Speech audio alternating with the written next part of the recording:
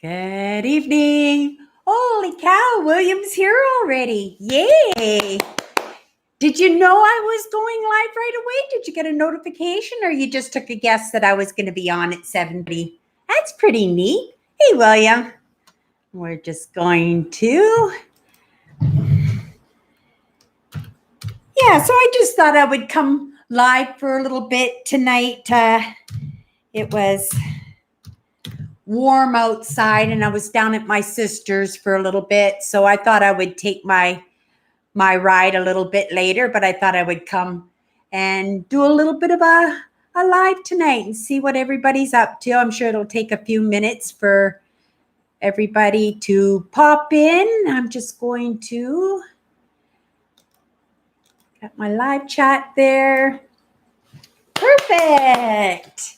Yay, let's go. See what our topic. I got all kinds of notes here to go, but I just want to see who's going to pop in. And yeah, what am I doing? I wasn't doing too much this weekend. This weekend, I just, was hanging out with my sisters and yet getting the lecture. I really gotta grind, right? Like everything is ready to get cut off now. And yeah, I'm stressing about it. So tomorrow I am just going to go into high gear because I've got some big plans coming up. Hi, Linda. Oh, awesome. Linda made it in. Perfect. Oh, awesome.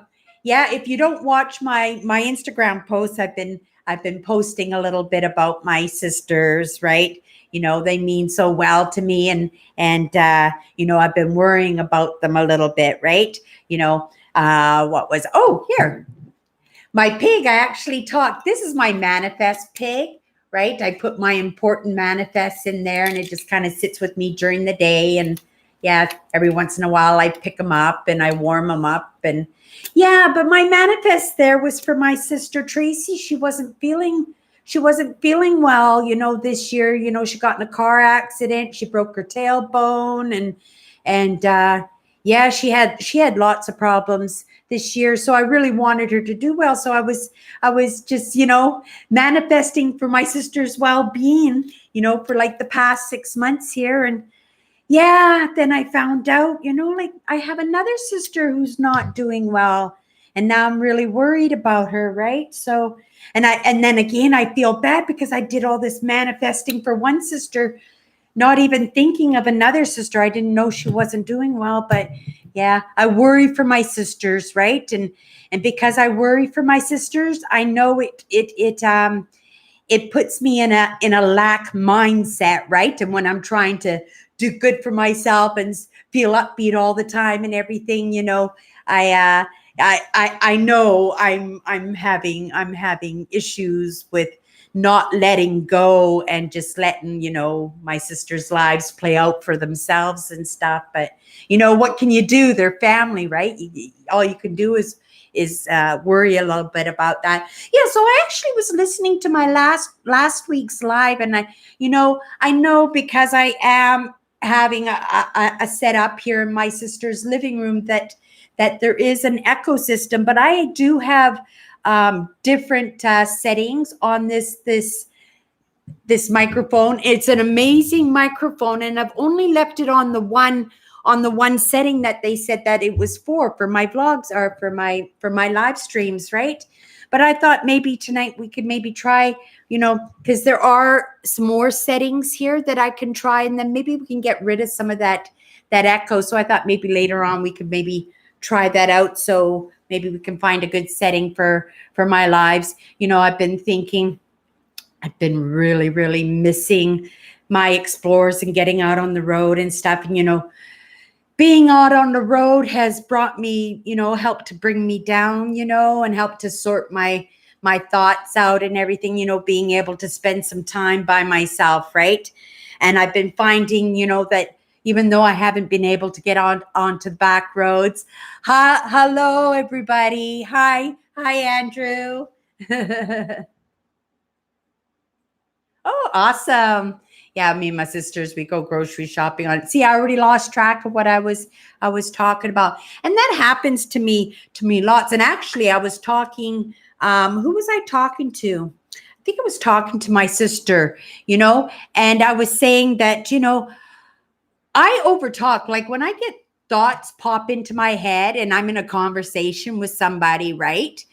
That sometimes I get thoughts in my head and I always found that I had to push them out like immediately, even if I have to interrupt whoever's talking or something, just so I can get that thought out. Because sometimes when I have these thoughts, like if you're regular with my lives, you'll see that sometimes I quite often forget, right? Because I get into this flow, and if I lose my train, then I lose what I'm talking about, right?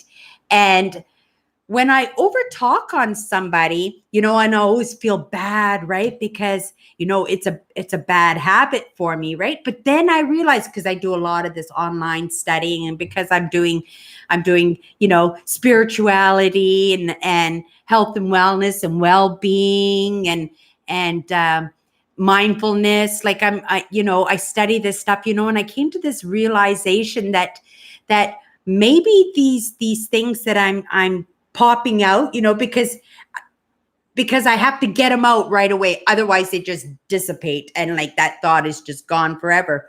What if those things that pop out, and I always feel bad for interrupting somebody, I go, oh, sorry, and sometimes I don't even let them pop out because I know it sounds a little bit rude when you overtalk on somebody, right? So sometimes I'll just sit there, and think, oh, maybe there'll be a little pause and I can get it out real fast, but I can't hold on to a thought and then listen to somebody talk, right? So that's why I do that quite often, I find. But now I want to pay attention to those. And, and I thought, well, how can I do that? Let these things pop out of my brain, right? And not have people feel like I'm being rude by jumping in when they're trying to get something across to me, right? And I thought, well, maybe if right at the beginning of the conversation with somebody, if I said, oh, I'm so sorry, but if I pop up with a thought, it's just because, I think I'm going to lose it if I don't get it out. Please forgive me. It's the Alzheimer's coming on or something. I don't know. Thought I could pre-warn, because I think sometimes that there might be magic in those little thoughts that I just shoot out there, right? So I'm going to start paying attention to them, right? Yeah. So what is everybody doing tonight? So Andrew was coming back from the grocery store. What was Linda doing today? Can you tell that I'm losing weight? I'm wearing I don't know if you can see, I'm wearing just a jumper, right? But this is actually a really, really old jumper. This jumper I had long before I was even married. So this jumper has got to be 30 years old, but that's what happens when you buy an outfit, and you just, because I remembered it, it was pricey for just a jumper, right? But you spend the money on good quality, clothing, and then they can just last your whole life as long as you don't get too big for them. But but it was one of those outfits I saved. I said, oh, I'll get back into it one day. And I've been really enjoying wearing a few of the outfits that I did save. Just maybe 6 months ago, I went through my closet and I just threw away everything that was so tiny that I knew I would never get back into. But I think I might be able to get back into those things. This diet is really, really neat. It's my own special diet. Well, I don't know if it's anything, but I'm using mindset. I'm using little self-help, not tips on dieting and exercise, but tips on mindfulness, right? Well-being, right? Because that was my problem. Because I there was not a diet that I have not been on in my lifetime, right? And I never felt the same as like I feel like on this diet. I haven't even cheated once on this diet yet. 44.7 pounds, 44.7 pounds since May 4th, right? So that's June, July, August 4th. So that's 12, 13 weeks. 13 weeks I lost that weight. So I'm really, really proud of myself, and I'm really happy that I'm doing this way. I might even write a diet book. I don't know if anybody's done a mindfulness diet, but yeah, and I'm attributing that I'm going to be able to keep this weight off for sure this time, because yeah, I'm taking care of the inside, right? There's no point in having those diets, because you go on a diet, and then the moment you come off the diet, then you start gaining that weight back, and then you even put more weight back on, right? So I thought this time, because I had an understanding of why, the childhood problems and stuff, and the way I felt about myself, like I knew those were the reasons why I had that weight on me, right? And I thought, well, if I know that, like, then maybe all I should have to do is maybe fix the way I think about myself. And yeah, so that's what I've been doing. Is Pat here? Pat, I haven't seen you for a while. Awesome. Good evening, Pat. Excellent. We're going to get a whole crew in here tonight. Awesome. Yeah, look forward to that. Let's look at some of those comments. Yeah. And Linda, I'm so happy Linda's made it. Yeah, because Linda, for a few weeks there, she was like the first one in there. And yeah, William was waiting for me when I came in today. I thought that was pretty excellent. Yeah. So can you tell, does this camera work a little bit better? I can see there's a little bit of a delay there, but not much, I don't think. Yeah, I am really glad that I saved some of those outfits, because I did have some pretty outfits, and it's my Christmas coat, right? I really, really want to get into my Christmas coat.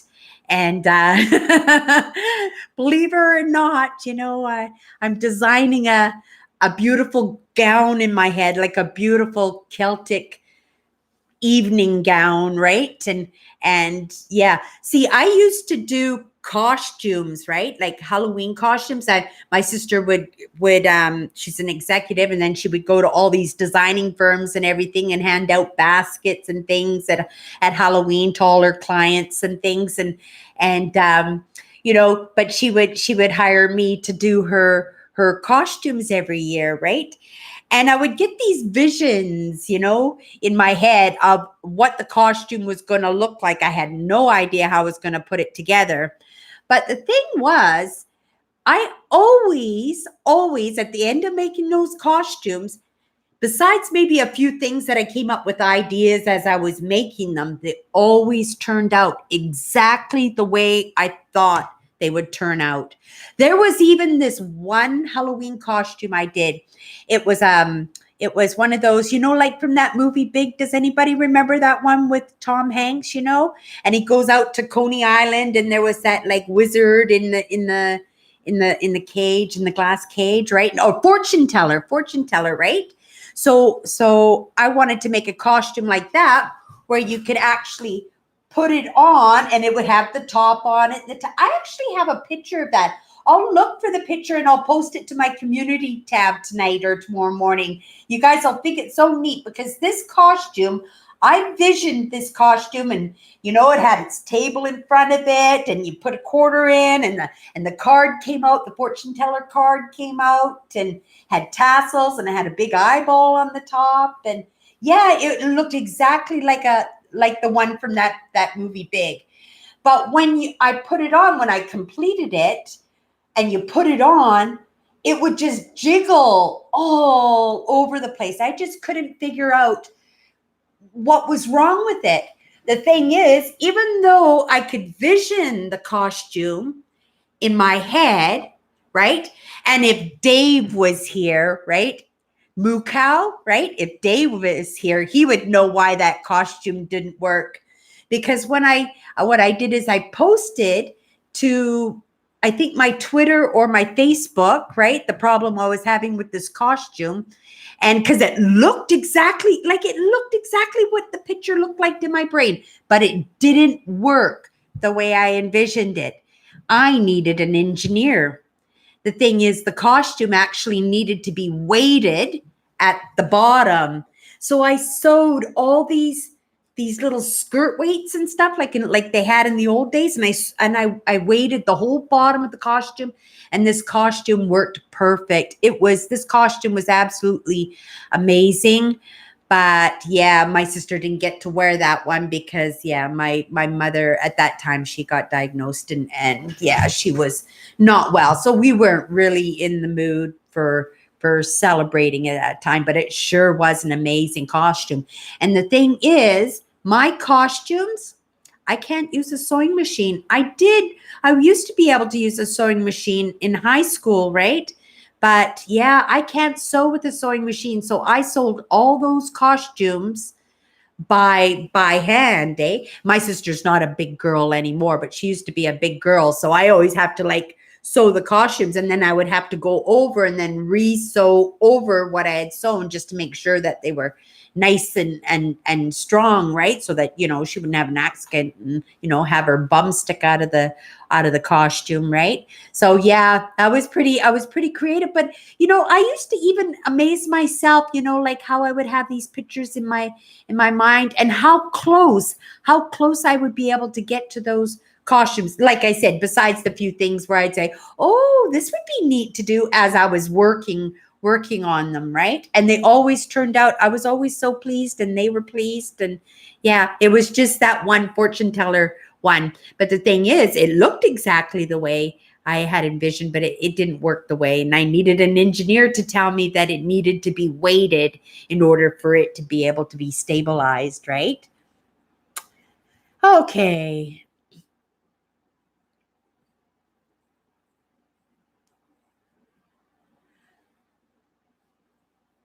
Oh, before you go to work too, eh? That's awesome. I go for my bike rides. I have a 7 o'clock video. Everybody knows I follow Evan Carmichael, right? And yeah, he has a video that posts at 7 o'clock, and I'm really kind of funny about his videos. So if I can, I like to catch them. When they go up. Not a big deal if they don't, but I like to, right? So at 7 o'clock, I watch my video, and then I'm motivated, and then I jump out on my bike. Oh, I didn't did I tell everybody last week that I had my bike stolen? Yeah, my bike got stolen. My bike got stolen last week, and it took a couple of days, but my sister had a bike that she wasn't using, so she let me use the bike for the summer. So yeah, I'm pretty excited. I'll keep a very, very close eye on this bike this time. Oh, and this live episode is sponsored not by McDonald's, but by my sister Carolyn, because she had all these little stamp cards, when you buy 7 coffees and you put the stamps on it, and then the seventh coffee is free. So yeah, she gave me all her cards. So, and I do lives, right? I have like this show I'm trying to do on my Instagram, right? And it's my McDonald's Chronicles. And after my bike ride at night, I stop off at McDonald's to grab a cup of coffee, and yeah, and I make a video, or sometimes I just post a picture, and I try to catch my flow, and try to dig into the heart and see if I can get a little message, right? I'm getting deeper and deeper into my mindset. It's changing my life. It's doing wonders. And I was saying how much I miss my YouTube channel. Like, I miss those outdoor explorers and posting to there. But if I was doing that, I would not have time right now to do what I need to do, which is the studying, right? Like, yeah, and it's not like I have to do the studying, but I enjoy it, right? It's super interesting, super interesting. Some of the people and I just met a new one. I wrote his name down. What was his name? Michael Jarvis. Yeah, I just met him this week, and I thought, oh, what a smart, interesting man he was. So yeah, I wrote it down. I'm lucky I remembered his name just now, just in case I threw out that. Oh, here it is. Michael Jervis. Yeah, he does mindset too, right? Super interesting. Yeah. So What else is going? Happy to be on the bike. And I can't believe I am down that way. Like I said, 44.8 pounds. I'm going to do another 2025, I think, by the end of September. Hi, William. Yeah, we're just getting rolling right now. Yeah. Oh, I'm pleased with this. This is a 1080 webcam, right? Something happened. I dropped my last webcam, so broken, but yeah, I was able to dig this one out, so I'm glad it works pretty good. Yeah. But let me know how the sound is, how bad the echo is. I'm going to want to start working on that. It's not like I can put padding on all these walls here because it's a pretty big living room that we have here going on. Oh, yeah, we're getting close to Sharon coming out. Yeah, I think I'm going to be doing a little series, I think, with Sharon, right? I want to do up the bedroom like an Airbnb and do it really nice for her. And, I want us to go on some explores. So as long as I can get that gas tank filled, I'm really, really good. I'm really creative at making, really inexpensive explores, right? And yeah, she's going to have such a good time when she's here. And yeah, I'm looking forward to getting into some really good conversations. A few of you I contacted, right? So, you're more than welcome to use my business email, PrairieDodgers, gmail.com and contact me, if you wanted to carry on the conversations on a couple of the topics that we were having in the past few weeks, right? I actually did some deep delving and actually, researched really heavy on the subject. So, there's some information there that you guys might find helpful, but you just have to get a hold of me, right? Yeah. You know how to do that.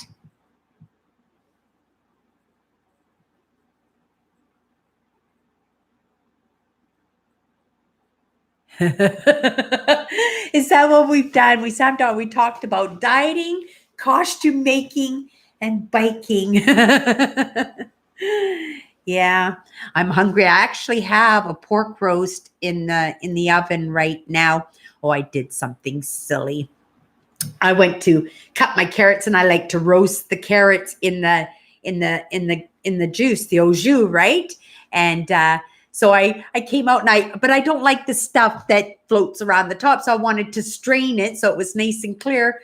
And I strained it right down the kitchen sink, down the drain. I can't believe I did that. So I added a little bit more water and added my carrots and added onion and a little bit of soy sauce and some salt and pepper. And hopefully there's a little bit of flavor going into those carrots. Yeah, but it's in the oven. It smells really good. I'm basically just doing vegetables and meat. And I'm just staying active when I have those thoughts, right? So I don't keep treats in the house, right? Like there's popcorn when I absolutely have to have something, and then I also have diet jello that I will eat with one of those little things of yogurt. So yeah, and all my vitamins, right? So I'm being really, really good with my vitamins, and yeah.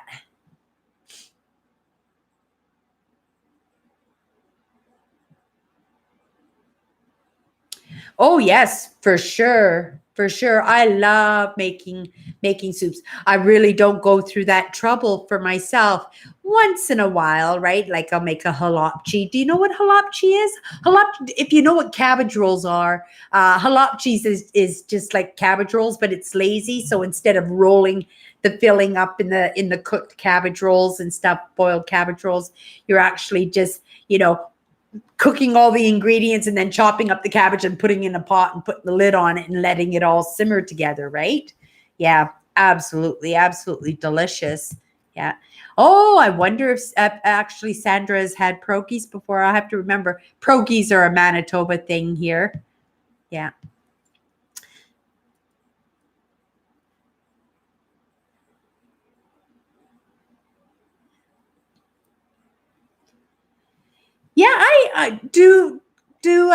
Is gravy popular in the States? I remember the few times that I went down, like you had the white gravy, like the sausage gravy, which is, I guess, okay for breakfast maybe, but yeah, if you have a roast beef dinner, yeah, you want Yorkshire pudding and nice dark gravy over your mashed potatoes and yeah. How can you tell I'm hungry? But not craving the sweets. And I know the only reason I'm not craving the sweets, right, is the fact I haven't had any carbs. Carbs is a terrible, terrible thing. Carbs are actually sugar. Your body bacteria lives on sugar, right? Good bacteria and bad bacteria, right? So when you starve sugar from your body, then the bacteria starts screaming, and it screams to your subconscious, right? And then your brain says, "Oh, you just can't do this diet. You've done it long enough. Look, you're not losing anything. Look how miserable you feel," right? It's only your brain just talking you out of your diet so it can get its sugar, so the bacteria doesn't die, that it can thrive and produce even more. So that's why, women, when they have those women issues like yeast infections and stuff like that, they always say you got to cut out the sugar, right? Like right away, cut out the sugar. And you got to remember, it's not just sugar, it's the things that convert to sugar, right? Flour converts to sugar. So yeah, you have to starve the bacteria, because and then when they say, like, it's that 3-week mark that people, they fall off their diets and they give up and stuff, right? Because it takes 3 weeks for you to train, at least 3 weeks for you to train your brain into not trying to trick you into quitting on your diet. So, oh, Nancy's here. Awesome.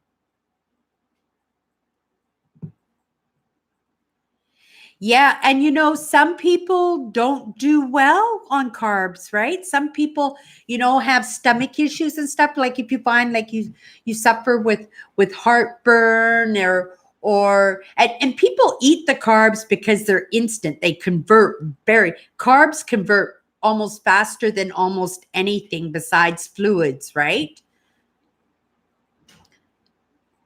Yeah, and I also heard like apple juice has got almost like twice as much sugar in it as pop.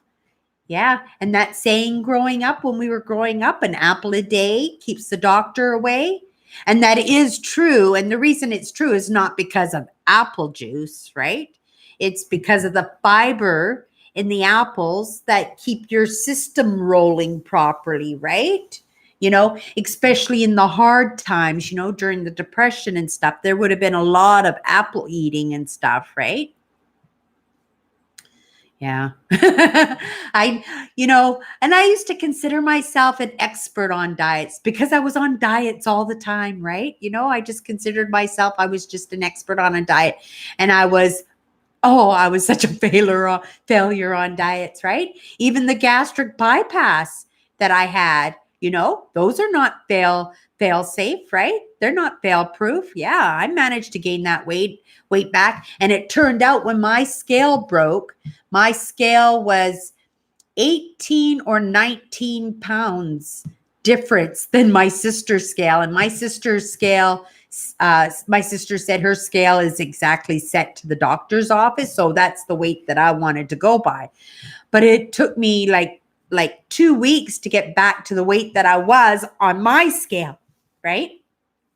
So after the calculations and everything, 44 pounds, right? So I actually needed to lose 19 more pounds than what I actually thought. So, I know I can probably lose comfortably another 30 pounds, right? I don't think I would want to lose any more than 30 pounds, but I have to lose that 30 pounds by Christmas Eve. Otherwise, I won't be able to eat my mincemeat pie, because Christmas Eve, will be my first treat day. And actually, let's just take a look at the calendar here and see what day Christmas Eve lands on this week or this year, right? Because yeah, I will do a once a week treat thing, but I think I'll still stay on this diet. I think I'm going to stay off the carbs because I know what coming off the carbs, what good it did for me, right? Yeah, my skin cleared up.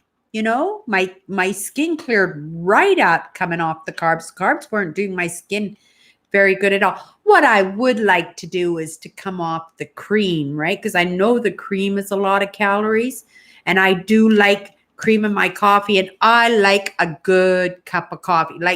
It's not good enough for me just to have a cup of coffee. If I'm going to drink coffee, I want a good cup of coffee, and that cup of coffee's got to be as good as I make.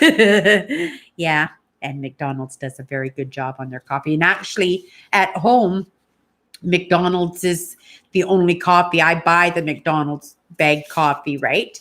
And at first I was watching the shelves at the Safeway and at the Sobeys, right? Because I wanted the McDonald's coffee to do really, really well because I thought it was so good, right?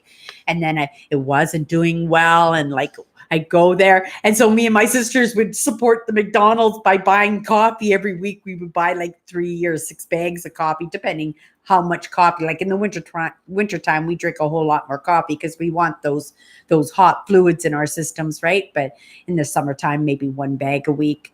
But yeah, it picked up right away. Now that McDonald's coffee is just flying off the shelves. Do they have the bagged McDonald's coffee in the States on the shelves? I'd be curious to know if they have it on the shelves. Yeah, I do know that the coffee's a little bit different in the States than it is in Canada. Yeah, I had a hard time finding a good cup of coffee in the States. Yeah, I was leaving full cups of coffee all over the place. Yeah, all over the place. Yeah, try and find a garbage pail, but yeah, sit on top of something. Yeah, hope somebody takes it away. Starbucks coffee. I can drink the Starbucks coffee, but I have to leave space on the top, and I always ask them to add tea water, right, to it, just to make it a little bit weaker, right? I like a good breakfast coffee. I bought a really nice brand of English breakfast tea. I drink tea too, right? My dad got us on tea. I actually have a few of my dad's teacups, right? My dad loved a fancy teacup when he was having a cup of tea. And us girls, we would always fight, to see who was going to get to make my dad's cup of tea for him, right? He'd go, cup of tea. And then we go in a cupboard and we go pick out a teacup set for him. And, we always waited. We always tried to do a really, really good job, right? Because we always waited for my dad to say, oh, that was a good cup of tea tonight, Cindy. You did such a good job, right?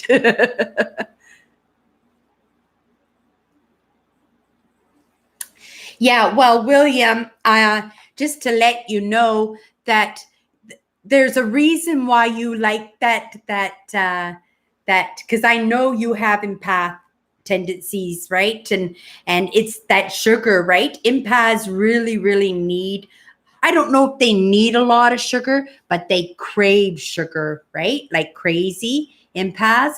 And yeah, I had 2 uncles. I had one uncle I didn't meet, but he was well over 600 pounds. And that was on my mother's side. And then I had another uncle who was over 500 pounds. And then and that was also on my mother's side. Her mother was really well overweight, but I was talking to my sisters. Yeah, it's funny because I was talking to my sisters yesterday.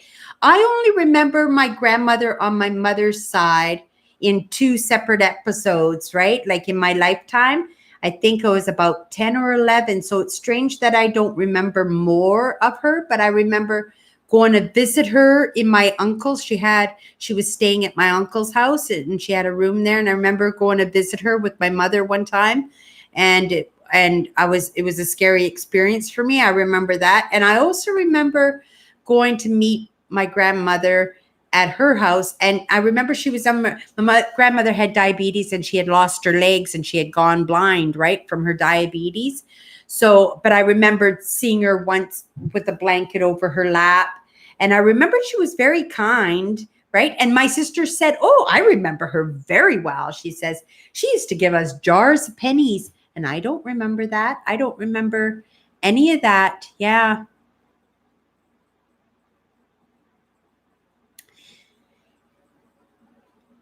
Well, it's tendencies for empaths, right? I was reading about that. I don't know if I know I mentioned it on my Instagram, but also for empaths, uh, the fluoride was. Did we mention talk about this a little bit last week about the fluoride? If you're watching my channel, right, that that it's possible. Like you should be, take a look, take some tests. There are tests out there, because there's a reason that people are drawn to my channel. I've recently found out I was so worried about my channel that I thought I was, making content for different content, not for my audience. And when I found out that so many of my regular subscribers were actually people that were so similar to me, right, and had similar experiences in life to me and similar childhoods, right, and so and these tendencies that I have, right, like those cravings for sugars and stuff like that, right. So I knew that Google and YouTube had the right audience for me. And I think that's why I have this little bit of pain in my heart, for my channel. I expect it, right? Like I expect it, but I've got to concentrate on, like I've got goals that are coming up on me fast, and yeah, the sooner that I can stuff this down, all this information, and learn it, it's I just can't just absorb it. Like I have to really, really learn it, right?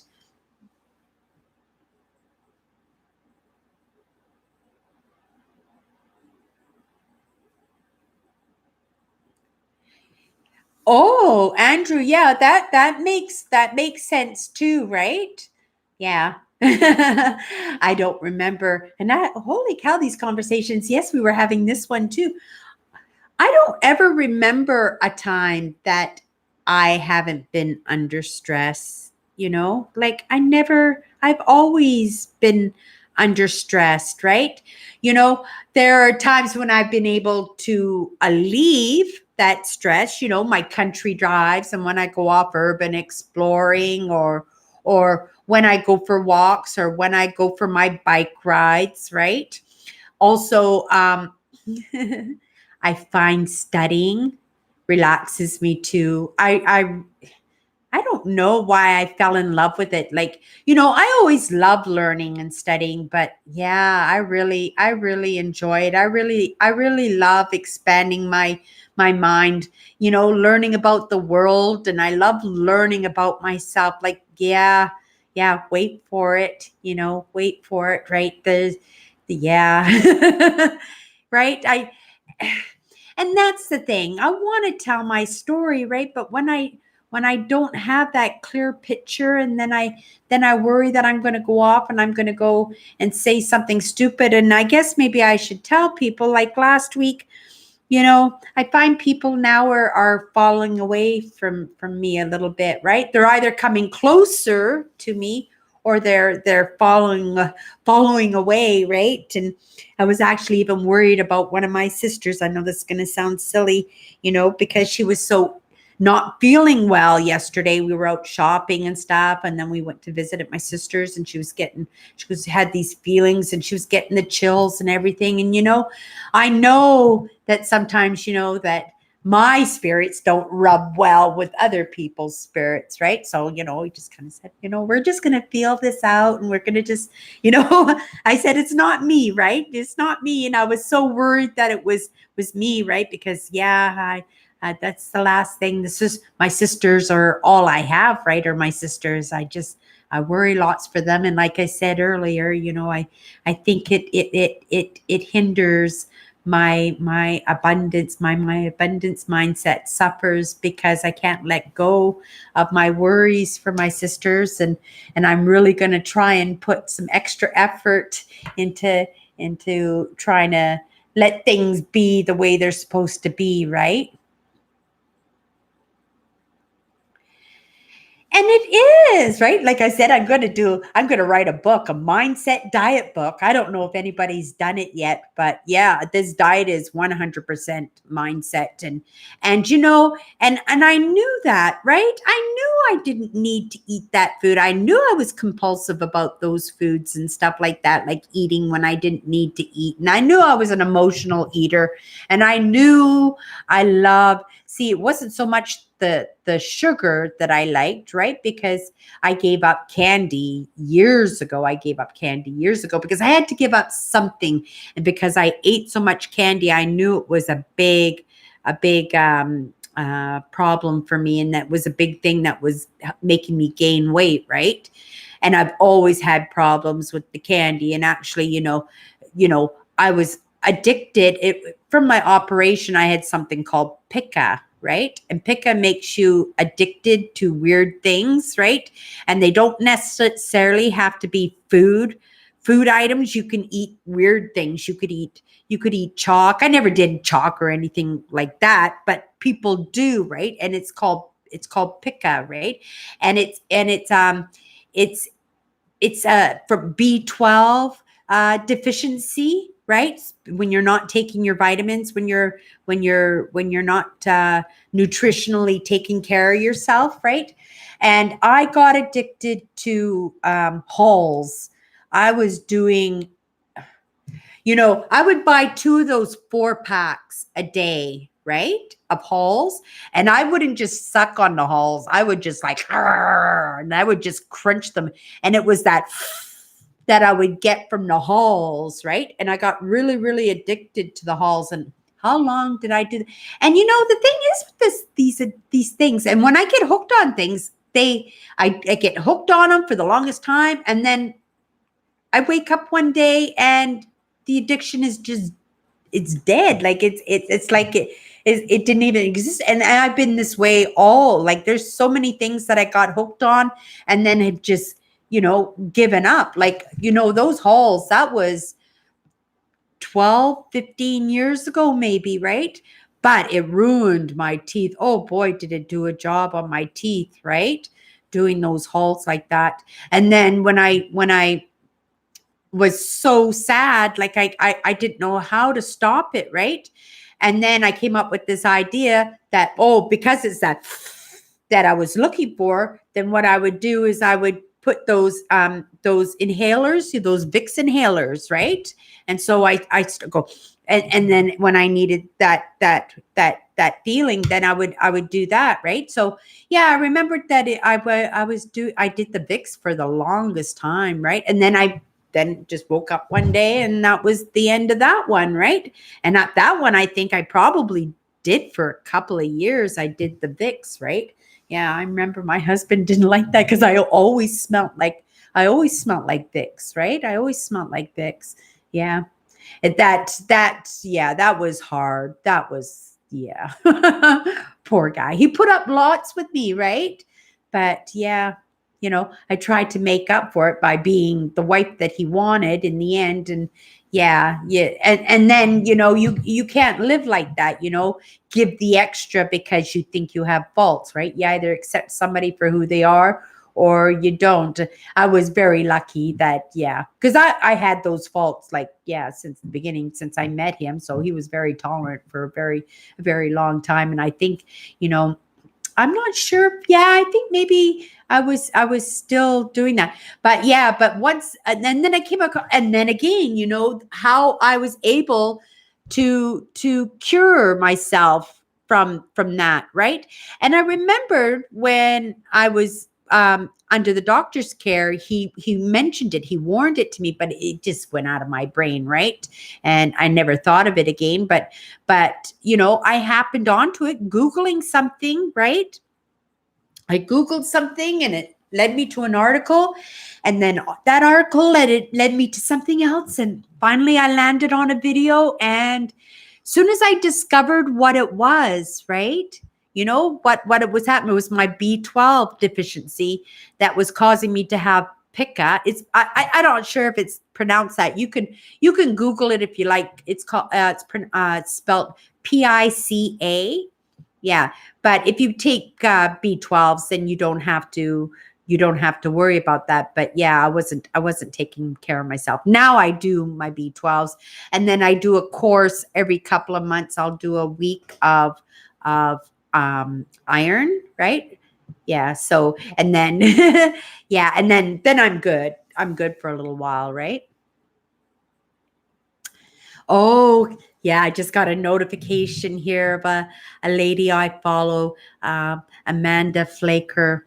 I've been she does law of attraction, a lot of the mystic stuff, right? A lot of mindset and stuff. So yeah, really, really smart lady. She trains in paths that want to be coaches, right? And because I'm an empath, right? And because I want to be an entrepreneur and I want to run my own business, you know, empaths are supposed to be great teachers, right? Great counselors and stuff. So and because I love mindset so much, that I thought, oh, if I could be a coach, if I could get good enough to be a coach, wouldn't that be wonderful to be a personal coach? Yeah, so that's my plan, is I want to be a personal coach, and that's what I'm studying right now. But I really can't be a personal coach until I can solve my issues too, right? And issues will always be a lifetime thing. It doesn't mean that you can't be a coach if you can't get rid of your issues. You just got to carry on and, try and make them better, right? And you always can, coach people that are up to the point where you are too, right? So that was the plan for me. And yeah, I've got goals. I'm just playing it out in my head right now. I've got it, and I know I'm not supposed to plan it, but I'm thinking of doing a little bit of a series starting when Sharon gets here, and it's going to go probably for a while anyway. So it's going to be really interesting. But yeah, I have to get it down packed, and I have to do it properly. Oh, which reminds me, because why I have to do it properly, right? Because I'm stepping and making people feel bad, because now that I'm expanding, how I'm thinking and everything, and because of my intuition, how I feel about things and how I think about things. It's kind of like how does it, when you build something, you start with a plan, and then you just kind of imagine how it's going to go or how it's going to end up, right? And then I do see things, situations where I'm going to be at, and yeah. So what was I going to say about that? Oh, rubbing people the wrong way, right? So yeah, I think some people, and close friends too, people I've had friends, and people I thought I would never ever lose as friends, and people who I always thought like understood me, right? And got me, and yeah, trusted that when I said something, that I was telling the truth, right? And yeah, one of my dear friends said that I had psychological issues because, I'm going off in the mindset, right? And yeah, and because I was talking about things that from my childhood and things that were bothering me, and and they were my truths, right? But yeah, it happened, right? And I feel bad, and not just because I lost her as a friend, because definitely, if you don't understand me, and for all of you that watch me on Chatters Lives, this has been a journey for me. It's been a spiritual journey. It's been an emotional journey. It's been a learning journey for sure. And yeah, if I would hate for anybody to treat me badly or treat one of my viewers badly because we have these views. And I would be better off to have, yeah, wonderful friend. I love all the memories that we had. And yeah, you were close. And thank you so much for listening to me and being there for me when my marriage fell apart. And, yeah, but we're different now, right? So yeah, if we got different paths, it's much better that we go on our separate paths, and that way we're not bothering each other. Our souls aren't bothering each other too, we could have made a deal and, kind of bartered our way because yeah, you know, allies are always wonderful, even if you don't have the same views as me. And like I said, and you've heard me say it many times, it takes all kinds to make the world. And as long as you're just kind to people, right? You just understand people and, just respect each other's views, then, yeah, take that opportunity to meet somebody interesting if you guys didn't take that chance on me, right? And yeah, I'm worth getting to know. For sure I am. Yeah. Might not be for everybody, but I know now that yeah, especially here on my Chatters Live, that yeah, people who come here get to know me, right? And I know being on social media that I am going to I'm going to have that, right? I'm going to have people that don't understand me and that are going to have different views and going to voice those views too. So I've got to do a better job than what I did last time, because that live that I had, right? I made it unlisted, because of something somebody said, and once I did that, I left it that way because I had done that, but I wanted to put it right back. I felt so ashamed of myself, right? Not for speaking my truths, not for speak. I would never feel bad for that, but I felt bad that I backed down and didn't hold my ground, right, on my views. I let somebody's views back me down, push me down, and retract, right? Retracted how I felt. So yeah, I didn't like that feeling, and I'm not going to do it again, right? But at the same time, bringing it to my attention also was good, because now it makes me more aware of what I'm saying, so that that I don't draw other people into those topics, right? That I believe that they are my views, and make sure that everybody understands that my views. And if you want to join in, yeah, you know I would love to have people, think the way that I think, but I can't expect that they will, right? Yeah. Yeah. I put a lot of work into this. And I have a funny feeling my dad started it out, right? You know, I think I think the reason that I stepped back into it was the fact that something clicked, and I remembered something, and it drew my interest, and I was able to come back to it. And I know how easy it is for it to dissipate. So yes, it's important for me to stay up on top of it. So let's look at a couple of questions here. If you guys have questions, for me, I'm happy to answer. And I promise, don't do trick ones to slip me up. But yeah, I'll be honest and answer anything that you guys might think might be helpful to know, yeah. Test me out here. I've been learning lots, right? Okay, let's look here.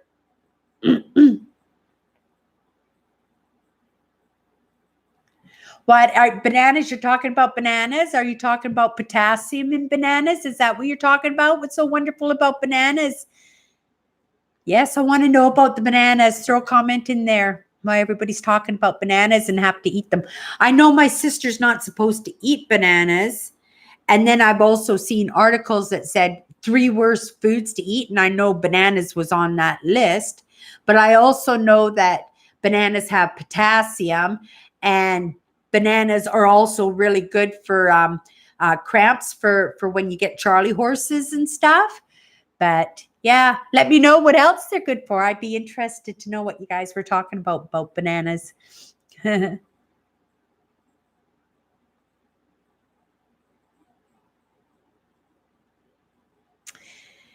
Yeah, see, my problem with that, Andrew, is I'm non-confrontational. If things get too hairy scary for me, I will just up, and I will just either take a moment, or I'll just leave outright. I Yeah, it's too much for me when they compound me with the feelings like that. And that's a sign of being an empath, Andrew. I knew you were an empath. You might want to do a little bit of research for you. Not like you want to do what I want to do. I want to help empaths, people who don't know that they're empaths. And I want to help people, that went through what I went through as a child, as somebody who was obese, and somebody who wasn't probably treated so well, and somebody who grew up with self-worth issues, and yeah, a lot more than that. But yeah, so those are the kind of people that I would like to help. But I would also want to reach, once I'm into that, right? Then I would want to keep learning, growing in learning, right? Because that's what I do. But I would like to maybe, for the guys that I follow, like there is so many people out there in the people that I follow, that I thought that I would like to be helpful for them, be like part of their support team, right? Yeah, so if I could be like a coach for like people who teach people, that's what I in the end, yes, I start out there, but my main goal would be like to be a a coach for people who are helping people and teaching people, right? Yes, so that's where my goal, but that would be decades. Like, yeah, I'm watching a lot of coaching. Like, there's Christopher Lifton. What's his name? Oh, I don't remember his name. Yeah, I'm watching one, and he coaches the top 4% of the coaches in the world, right? And he's super interesting, and he's, and you can hear him, you can actually see him thinking, right? And he has these answers, and he just pops in, and he just has the most perfect answers. Yeah, that's the point that I would like to get to. And I wonder if I have it in me, right? I wonder if I have these interests in me. I have these interests and these compulsions to learn, and to learn in these topics, and learn from these people for a reason, right? For a reason. I am drawn for a reason. And yeah, so, and though I don't have the whole thing, I have spots that I recognize. And when I see myself in those spots, then I know what direction now to get myself into, so that at least I can kind of move in that direction, right? Yeah, yeah, wow. Oh, you're 46, Willie. Oh, yes, I remember you saying back pain. I do. I hurt my back too every once in a while, but it only lasts. It's about the only thing I do have Charlie horses, but that's because I don't drink enough water. Is I get those Charlie horses. Yeah, but I do my B12s. But yeah, B12s take a lot of water too, right? So when you do B12s, you should be doing lots of water. I do lots of coffee, and you can't consider coffee as water, right? Because coffee is a diuretic. It'll just suck the moisture right out of your body, right? But being an empath, you're gonna have to get used to that word, right? Because the reason I'm saying it about this is because I know that it's something that I'm going to have to be honest about in my conversations. I know it. So I'm going to be easing into it more and more in my conversations. So you'll hear me say the words once in a while. You'll also hear me say the words INFJ, which is also a personality. Did anybody take that personality test? Oh, maybe that was Instagram. I'm getting my posts mixed up here, so I can't remember what I mentioned on my lives and what I mentioned on my Instagram. But I am an INFJ. It's a certain personality trait. There's 16 different personality traits. I think they call it the Briggs method. If you wanted to Google that and take the test, and it will let you know more than likely if you are an INFJ, there's probably a good chance that you're an empath.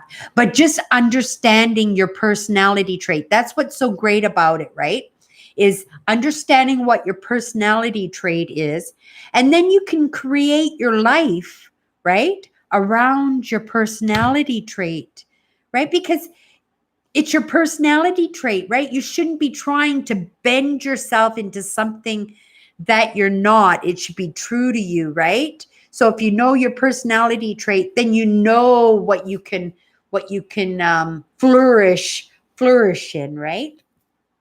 Like with mine, I am introverted thinking and extroverted feeling, right? Yes, I feel people. I feel other people's feelings. A lot of it comes from being very observant as a child, right? I was always looking to see, who was going to hurt me. I wanted to know. I know. I wanted to know when it was coming, and I wanted to know the results of things that I entered into. I would want to kind of jiggle around in my brain and figure out what the outcome would be if I did certain things or interacted with certain people, right? It's a survival trait, right? So it's called introverting thinking. I also I deep dive into subjects. You guys all know that. I get on to something and I'll stay on it and I'll chew on it for like ever, right? Because I'll break it down and I'll try and put it back together better, right? So I do a lot of that. Yeah. So yeah, I would say take that personality test. It's called 16 personality type test. Take that test and let me know. Let me know. I would be very curious to know how many of you are INFJs. I would be very curious to know. Yeah. Because then a lot of what I am learning could be very beneficial for you. Like, yeah, so beneficial. Like me getting out and about and everything around people and going into stores and smiling and talking. Like I feel so much different just understanding what I'm all about, right? So yeah. Whoopsie. I'm just going to scroll down here and see what the topic of conversation is.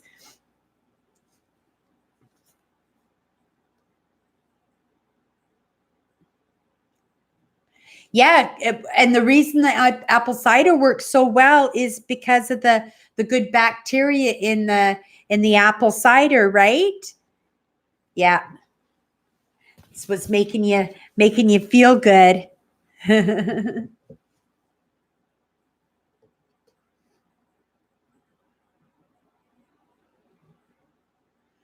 I agree with you, Pat, about some people were not meant to be married. Some people were meant to be on their own.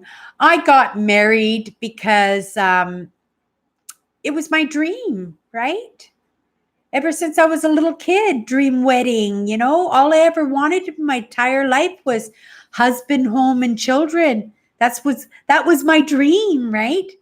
And yeah, that kind of got squashed. And and and I think I really only because I did get married, right? And I married a wonderful man that I loved absolutely more than anything. Like I scored when I got him. I know I did, and it didn't work out for a few reasons, right? But at the end of that marriage, I realized that I just gave everything, right? Because I was a codependent, right?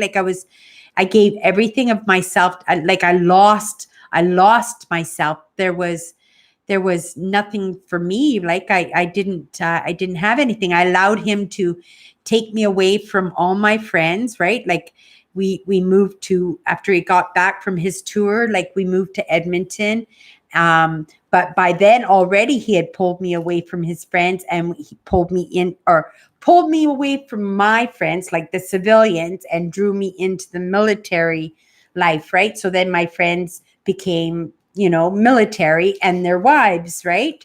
So, and because we lived in the military quarters and stuff, like it was our community, and I loved it, right? I worked on base. I used to bartend the socials, like the big banquets and functions and stuff. It was an amazing time in my life, and I absolutely loved it. But yeah, I was drawn out of my friendships there, and I slowly started to lose people there. And then when I went to Edmonton, I was totally isolated. It was just me, right? He still had his friends. He had people who had transferred over onto First Battalion, but I didn't know anybody. And because I was an introvert, right? Quite often I would let my husband just go off on his own, and I would just stay home, right? Because it wasn't my thing to go off drinking and partying in the bars and stuff. I worked in a bars, right? I didn't want to party them. I didn't even drink, right?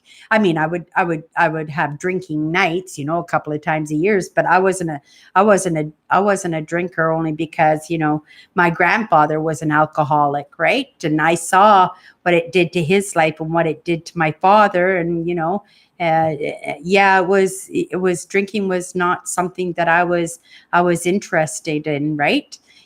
And those big bad drugs too, like like when I was working in the bar there, everybody was, and I guess it was you don't give it excuses, but it was the 80s and the 90s, right? So at that time cocaine was very, very prominent, and everybody I knew was doing that stuff. And I would see them get hooked on that.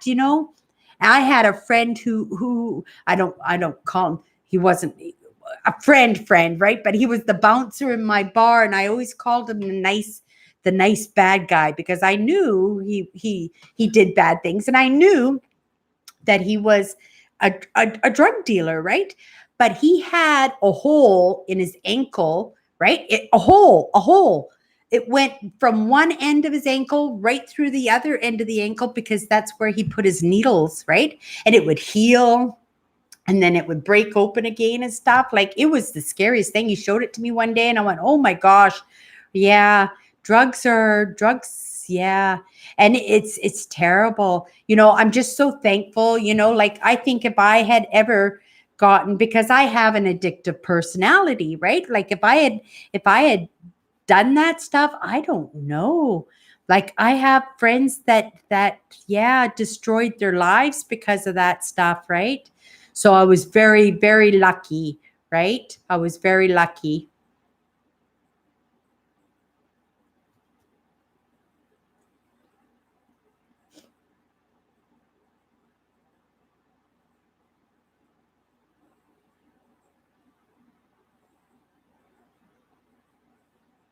Oh yeah, Nancy, I smoked.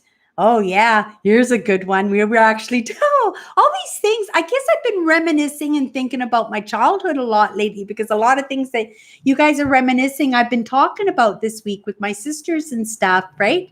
Or on Instagram or whatever. But what was your comment there, Nancy? It was interesting. Drugs were, I never even smoked. I still don't know. Oh, I lost my train of thought there, Nancy. I was going to say something, and I almost had it there again. Oh, see, and that's the thing that I was saying earlier, right? Like, how I jump in, like those, like that one was probably an important thing but because it disappears almost as fast as it comes out, and I got to get these things out right away, right?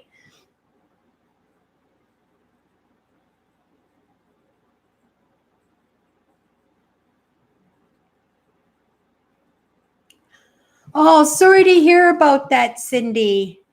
2001. That wasn't very long that you got to have them, but you got to have them, right? Right? because I got to have my husband. So as I'm very thankful for that experience in that relationship, right? Yeah, he showed me what it was like to be loved, and yeah, I was very lucky to have scored him. Yeah. Yeah, he was pretty amazing. He was. Yeah. And I'm pretty certain he was an empath too. Yeah, he went through stuff when he was a kid too, right? So I think that yeah, I'm pretty certain. Like, and I've been doing a lot of that too, thinking about all my different relationships and all the different people in my life, and yeah, and that's how I came up to the opinion that my dad was an empath. Like, I knew he followed law of attraction, but that doesn't make you an empath, right? Yeah, but I thought very strongly about my dad's love for the ocean and the love for his forest and exploring, and like how smart he was, and yeah, how he never was unkind. Like, he never smacked me once. He if he was angry, he'd bite his tongue and we'd all scurry to make him happy, right? Like, that's all he ever had to do was bite his tongue, and we knew he was upset with us, right? But even then, it was half joking. It was loving. Like, it's like, oh, you kids are driving me crazy. Bite my tongue, and they'll smarten up and do what I want them to do. But it was always lovingly with my dad, right? Like, but yeah. But then I thought about it some more. My question would be, can you be an empath and kill animals, right? My dad loved to hunt. So now it makes me question, could my dad have been an empath, right? Because he hunted, and like, yeah, I would never do something like that, but yeah, I wonder if, because empaths are supposed to be so loving, and they're supposed to love the world and love nature and love animals and love people, and yeah, they're just a big pile of love. And then there's my dad who fishes. So I know fishing would be different because you're doing it. Oh, but maybe he did the same thing. Maybe I don't remember. But yeah, maybe he did hunt for food. Maybe my dad did hunt for food. I never ate wild meat, but it's possible that, so maybe hunting for food is something that empaths do. Maybe. Okay, now I can rethink it. Yeah, because I was second questioning myself that whether or not he could be an empath, because he did hunt, right? Yeah, and I've been wanting a pet. Like, I've just been wanting a pet, another cat or something. And yeah, but because I wanna I wanna make some of my plans and some of my dreams come true.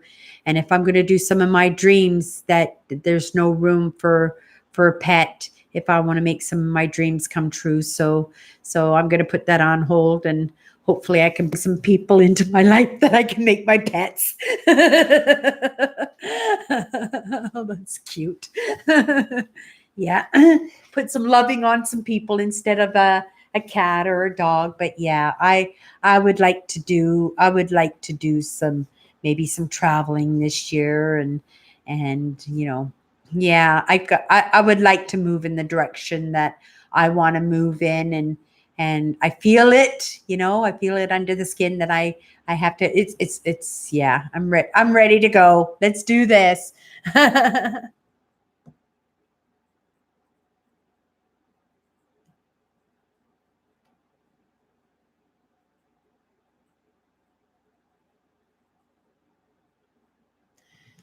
You have backyard cats? They don't come in the house, Owen? Or are they like wild cats or barn cats? What are they, Owen?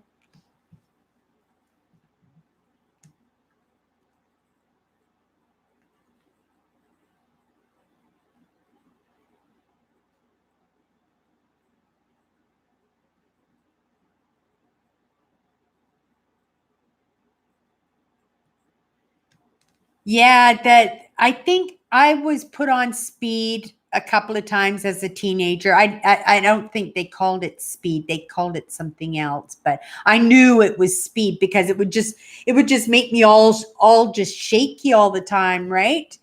Yeah, the doctors have, yeah, yeah, not yeah. I was on strict diets all the time growing up, on strict diets.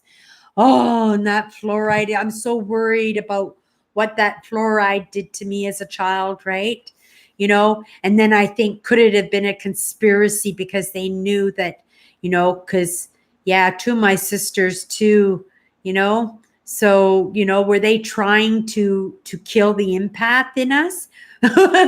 Or were they really trying to, find the right measurement of fluoride for the water systems, right? So, yeah, I've been giving that some thought this week. I really hope that it didn't do any damage. Maybe, I worry that maybe, my lack mindset is being caused by all the fluoride that I took. And my mother used to put it on our toothbrushes, put it in our orange juice, put it on our cereal. We gargled with it. And I was 6 years old, and yeah, I was 6 years old. So yeah, we were put on in these trials, right, for fluoride, because they were testing how to put the measurement of how much fluoride to put into the water system for keeping the water clean, right, in the reservoirs for city drinking. So, and that was in the 70s, right? But for doing that, we actually got free dental until we were 18 years old.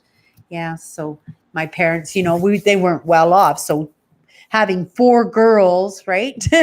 It was having free dental was a big thing. Yeah. Yeah. Yeah. I even got braces. They didn't stay on very long, but I even got braces.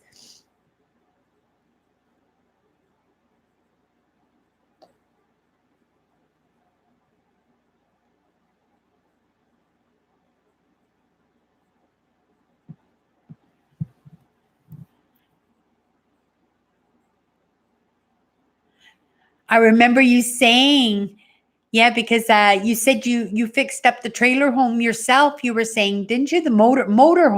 You had a big motor home and you fixed it up yourself. Yeah, with me, minerals in the water, like when you go to have a bath and the water's brown. Yeah, I don't like that. I don't mind the city water. I don't drink the water. I only drink bottled water.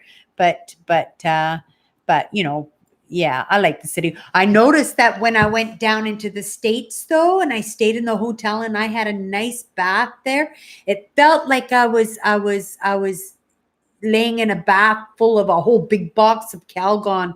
The water was so soft. I just loved the water in Minneapolis. It was so soft. It was like it was like I was having a bath in Jello. It was just so soft. Here in Winnipeg, there's a lot of minerals in our water, right? Yeah, but I like baths.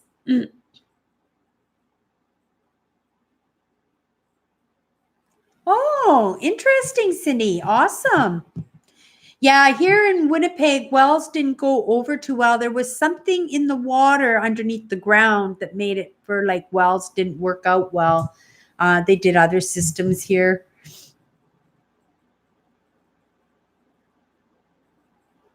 in glass bottles. Oh,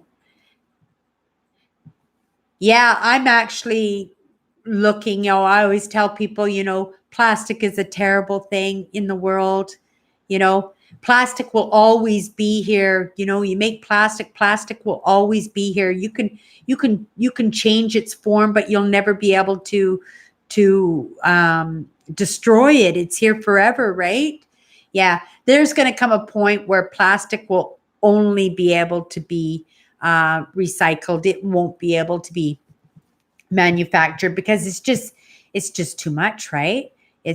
You bring in all that stuff, making all that stuff that's just never going to go away. Yeah, it'll be like Planet of the Apes and the whole world is destroyed, but the only thing you'll see come across is plastic. Yeah, yeah, and they'll just assume that our whole world was made of plastic.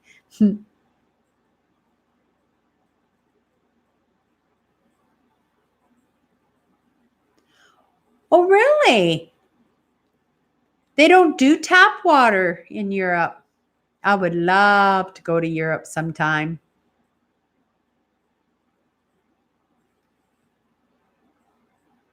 Your place sounds amazing, Cindy.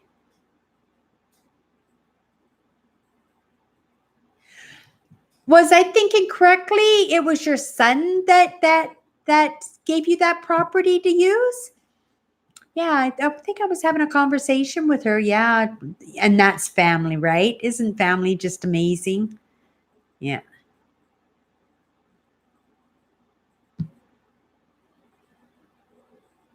Yeah, but yeah, tons of bottled water. I'm drinking tons of it now, right? Because of my Charlie horses, right? So I'm just trying to, and dieting too. So I just gotta keep hydrated. But for those of you who started my video, came into my live late, I am down 44 pounds now. 44 pounds on my 44 pounds on my diet. So I'm pretty excited. I'm down 3 inches on my hips, 3 inches on my waist, and no, 4 inches in my hip, 4 inches in my waist, and 3 inches in the boobs. Yes, and so far so good. Like I was all worried that I was going to lose the weight because the last time I lost a lot of weight, my boobs like went hung down to my knees, right? So this time I was like a little bit worried and yeah, making sure I'm wearing good bras and stuff because yeah, I'm one of those people. I'll go braless if you let me, right? So yeah, I'll go bare feet if you let me. Yeah, it's been a long time since I've been bare feet. I used to go bare feet all the time. I just love to walk in mud. I love mud. I love dirt, period, right? I think that's why I love the metal detecting shows because I just love to see the dirt and stuff. I don't know.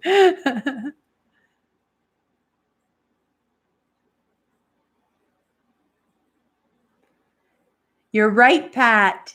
And that's exactly true, right? We always ate organic just up until, maybe the what, 30s or 40s, maybe? Yeah. Yeah, so I am. So back to the diet. Yeah, so I have been doing really good on my diet and like I said it's a mindset diet, like I fixed.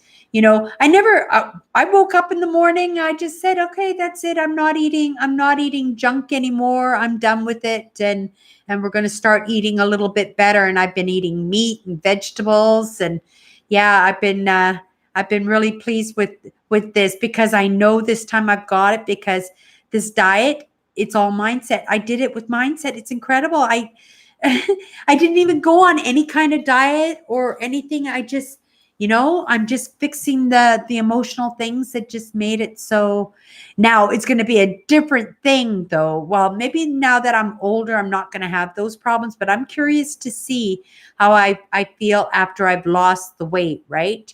You know, the reason I put on that extra pound after I lost all that weight is because I was like uncomfortable with the attention I was getting, right?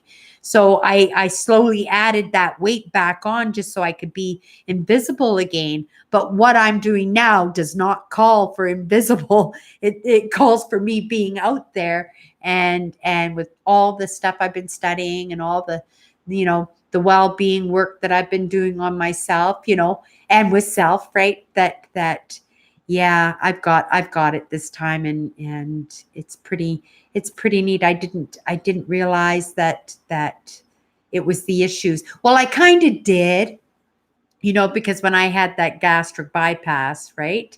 I knew how important it was that when I lost the weight that I was able to keep it off because I felt good about myself emotionally, right? But I never did feel good about myself emotionally. I don't ever remember feeling like I was in a good, safe, emotionally sound place in my entire life. And then there were lots of times in my life when I'm not sure if I made myself feel that way or if other people made me feel this way, but I actually felt like I was just messed up, right? Like I just felt like there was something wrong with me, right? And yeah, there really was nothing wrong with me that couldn't be explained and then couldn't be made better by knowing what to do, right? So, yeah, if you're having issues, like I said, go to Google, start with a question, go to your YouTube channel, go to suggested video, go to the homepage and see what they suggest to you, right? And just start there. And once you watch one video, and they can tell if you liked it by the amount of time you spend on the video. YouTube and Google can tell how much you're enjoying the content. And especially if you give it a thumbs up or you share it or something, then they know that you did enjoy it, right? And then they'll tend to suggest even more of the same content for you. And then slowly they'll change it up just slightly, slightly to draw you into something that maybe might be even more pertinent than what you originally found, right? Yeah, super interesting. Super. I just love what I do. Yeah, it makes me happy. But I don't know if what I do is going to make me money, but it makes me happy. So I'll go out and I'm going to make my sisters happy and figure out a way to get that money flowing in here and get that pressure off of them and get that pressure off of me, right? And maybe once I get that pressure, because not having the money coming into that sets to your mindset too, right? Because you can't feel good about yourself when you can't pay your bills and like everything is due. Like I have no idea. And I've got big plans too. So yeah, I'm making things happen no matter what. But watch me for the next little bit. I'll be starting to post a little bit about it, but I just want to figure out how I want to do this series, right? And whether or not I'm just going to draw it into another series or if I'm going to just kind of keep it separate, right? We'll see. Surprises ahead.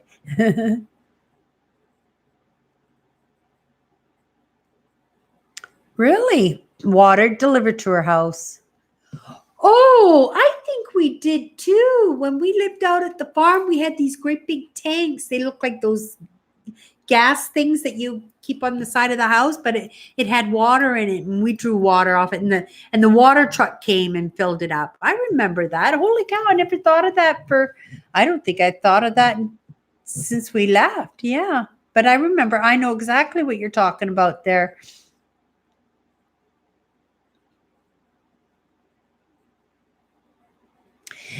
How long has it been in the family, Cindy? Were there old homesteads there? Would it be something that if I came to visit someday, come down to visit you, Cindy, that I could go metal detecting and there might be an old homestead on your land there? What do you think? Yeah, let me know on that. How exciting would that be, right? Yeah, if I could find some Civil War and you could have everything I found, I would just want to look for the stuff, right? Yeah, you could have everything. Yeah, just invite me down to go metal detecting. How exciting would that be? I would make that trip too, Cindy, if you invited me down, and I would make videos. We could collab too, right?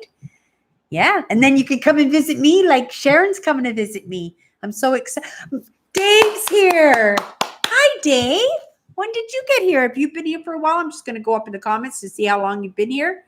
Oh, you just got here. Oh, excellent. Dave's here too. And actually, I mentioned you earlier in the live, but I can't remember what we were talking. Something that I thought you would. Oh, I was talking about a costume that I had made, right? But when I wore it, the whole costume was swinging back and forth, right?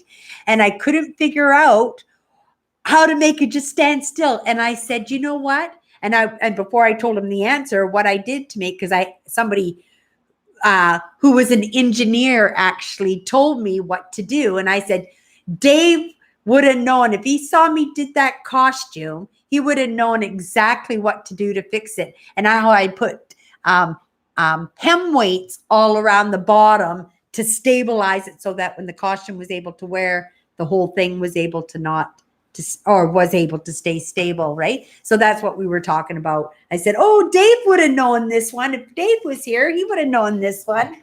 Yeah, for sure.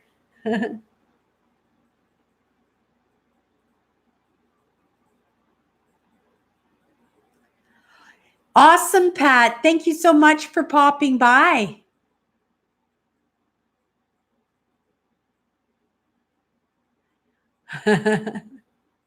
Have a great night, Pat. Thank you.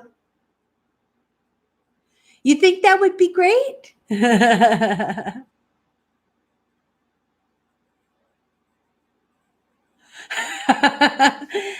Funny man, Dave. You're a funny man.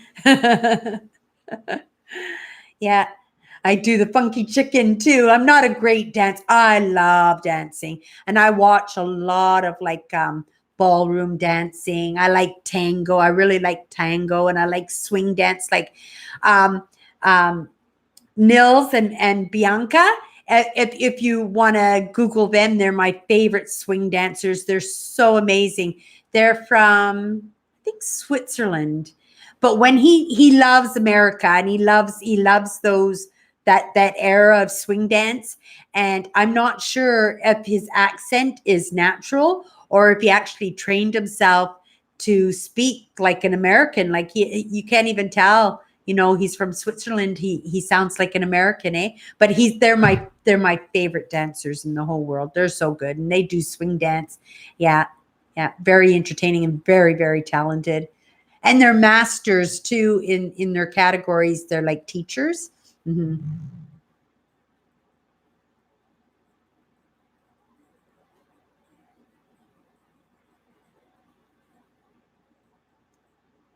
Are you kidding, Cindy? You found a bag of silver dollars? Oh, yes. Invite me down, Cindy. Yeah, I've got my passport. I'm ready to go. I got my metal detector. Maybe I can borrow another metal detector for you and we can go off and pack a picnic and go off for the day on your property. Oh, wouldn't that be fun?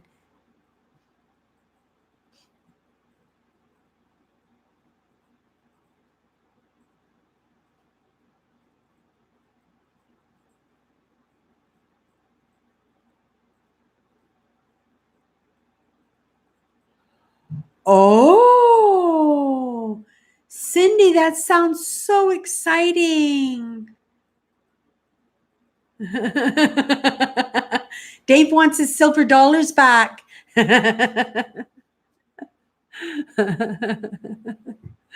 Yeah, funny. Oh, here's a story. My dad, in between fishing, he would drive cab, right?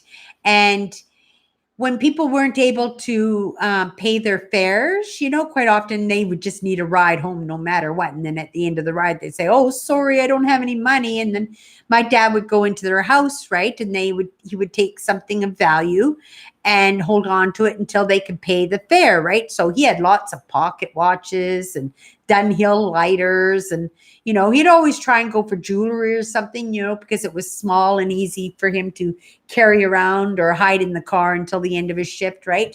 And he got this book of this coin collection this one time. It was hundreds of coin, and it was like in a photo album, but each one had a little sleeve, and inside each sleeve were the silver dollars going back to way, way, way back when, right? And nobody ever came back to pay the cab fare. So my dad got to keep these silver dollars, this photo album, and we moved to Winnipeg, and I was renting a bedroom at that time. I was 18 years old. My mother expected me. I was to pay rent, right? Which seemed teach you responsibilities, right? So, um, yeah, his coins went missing, right? His coins went missing. And I came home. I was working the night shift at 7-Eleven at the time. And I came home and my bedroom had been torn apart. Yeah, my dad had gone through all my stuff looking for those coins that went missing, right? It broke my heart that he thought I had stolen those coins, right? Um, it turned out it was my youngest sister, who was just a little kid, 7 or 8 years old. And there was a restaurant across the street. And yeah, she would go into the photo album and take these coins of my dad's and go over and buy hamburgers and stuff for her and her friends. And yeah, that's what happened. But it was one of the times that my dad did break my heart, that he actually, even considered that I took those coins, right? But yeah, he rummaged through all my personal stuff. And yeah, I didn't like that at all, right? Yeah, my stuff is my stuff. Yeah. But my dad didn't hurt me lots, right? So, I'm sure I understood at the time. I didn't like it, but I understood.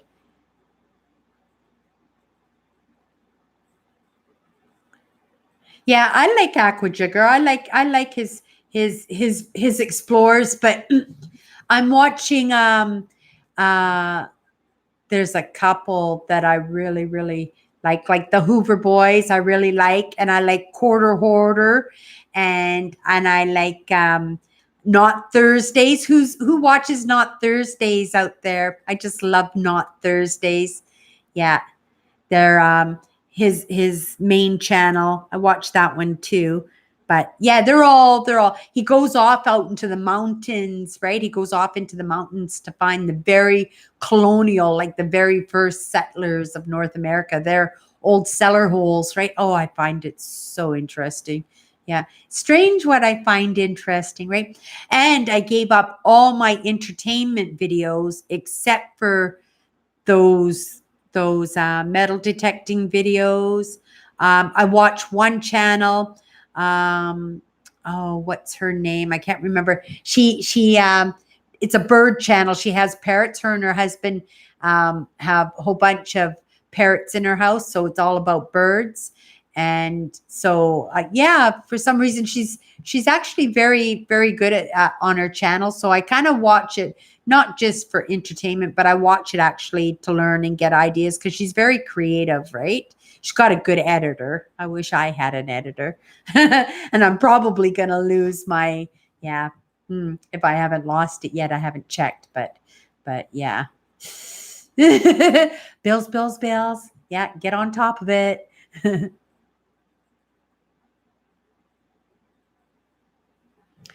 Yeah, I haven't used my magnet fishing, my magnets at all this year. Not once. They're in my car, right? They're ready to go. Yeah, and somebody showed me a good trick, right? With your because it's so hard to get your stuff off of your magnets. You put your magnet inside a sock, right? And then you just, like you tie the sock over the magnet. And then when you throw your sock out and then your magnet out and then you pull your magnet back on, all you have to do is take the sock off, right? Instead of trying to pull everything off the magnet. I don't know about your magnets, but my magnets are 80 pounds, right? I pulled a bike out of the water with my magnets. Yeah. Oh, for sure, Nancy. Yes, for sure, Nancy. Yes. And how are you feeling? Are you at home, Nancy? Are you at home? If you're not, you're doing it quietly. I'm sure you're still resting and you're still recuperating. But yeah, I didn't even think to ask you tonight. Yeah, you were back with us last week, and I didn't even think. I apologize for that. Should have been the first thing I asked about when I saw you. Oh, a couple of my Instagrams are doing pretty good. Um, yeah, I don't know. I'm doing mindset on Instagram right now, right? I'm telling family stories, like things that, that turn me into the person that I was, that, different, just the smallest things sometimes, builds personality, right? And a lot of the things that aren't serving me well, I'm just trying to shed them, right? So, on my Instagram, and that's why I'm saying, like, I'm having a hard time right tonight discerning what I was talking about on my live last week and what I've been talking about on my Instagram this week, right? So I'm going to pay more attention so that I know, so that I'm not repeating myself a couple of times, right? See what's going on here in the comments. 909. Yeah, let's go for another 15. Yeah. I haven't even gone for my bike ride. I'm going for my bike ride tonight. I go for a bike ride every single night. So usually I go for my bike ride. I leave the house from 7:30 after my 7 o'clock video. And then I usually get home well after 10:30, 11 o'clock last night. And I've been having a hard time, right? Like I had my ideas and I was like down pat for my videos, right? And I go for my bike ride and I sit down ready to do my video and I just go blank. And I just have to push. And sometimes I push for so long that it takes me a couple hours to get my post, like get one post done.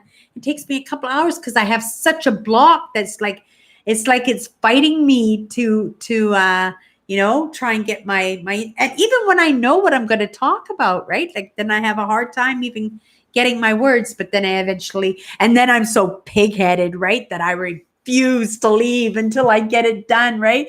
And my eyes are closing, and I notice that I'm dozing off and I go, I'm not ready yet. And then finally I get it done and then I get on my bike and then I motor home and then I just really I wake up again with the bike ride home, right? Because, I'm falling asleep doing my post, but I still have to bike ride all the way home, right? Yeah. So it's fun. It's interesting. I'm having a blast, but again, yeah, I still got tons to do and tons to learn.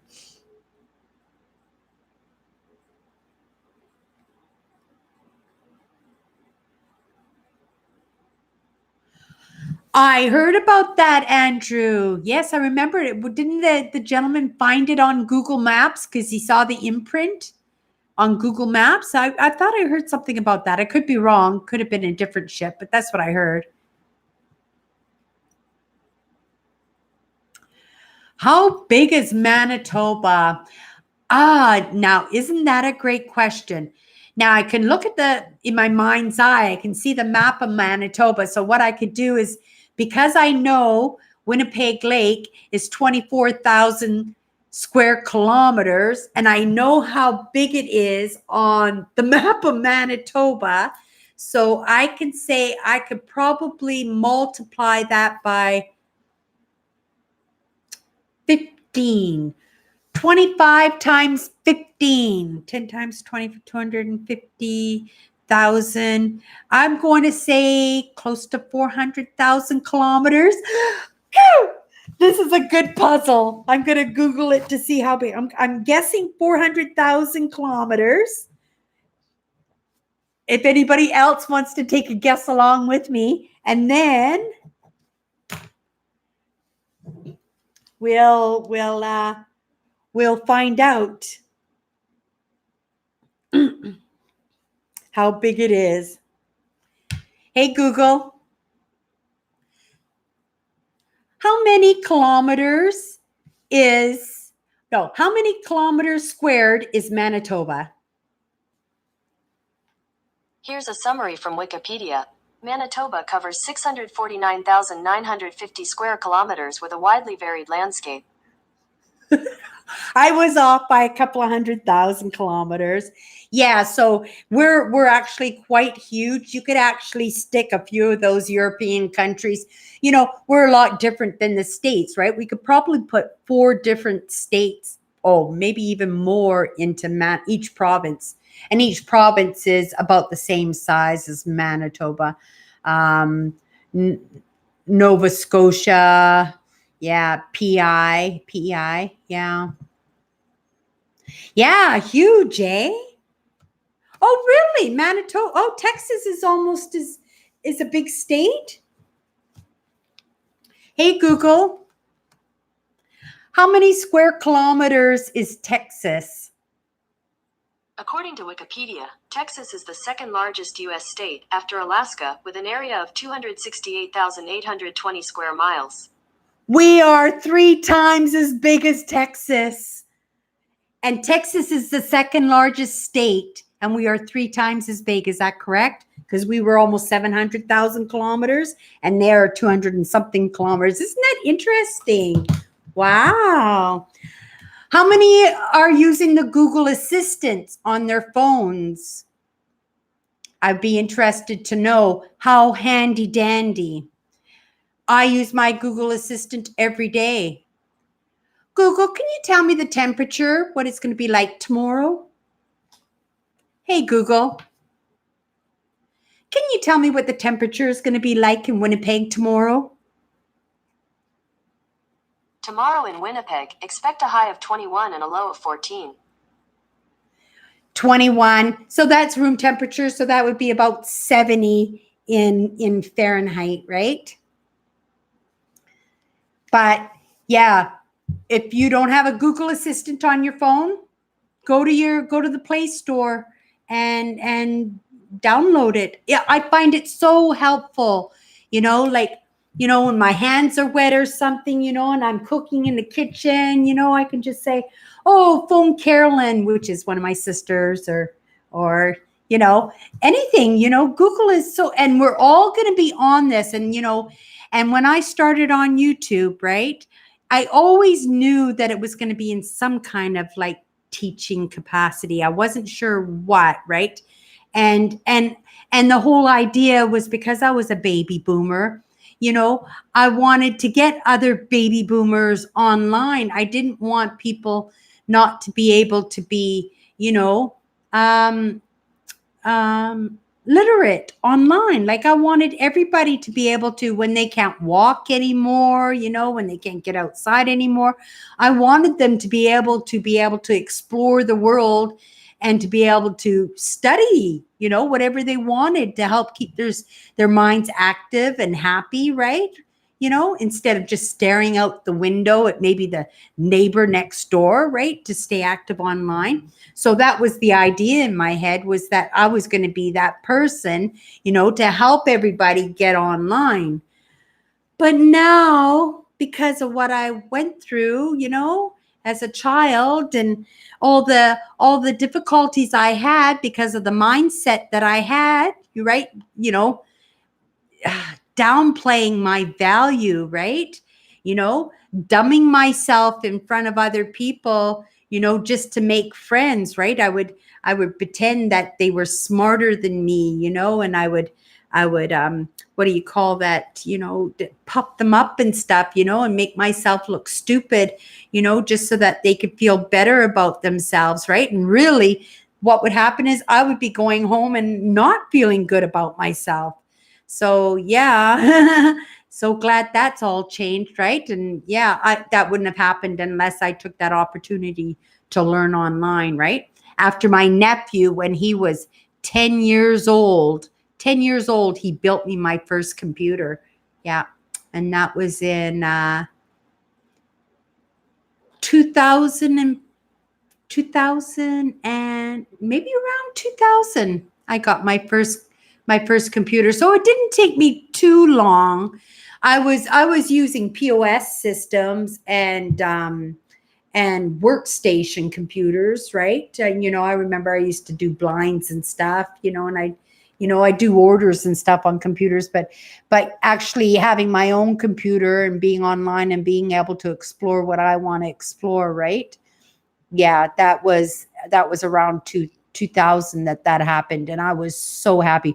But like I said, when I started on YouTube and I knew that I wanted to, start showing people, and I thought I was going to be in some kind of teaching capacity, right? That was my plan, was to introduce, people my age to computers and being online and having a voice, right?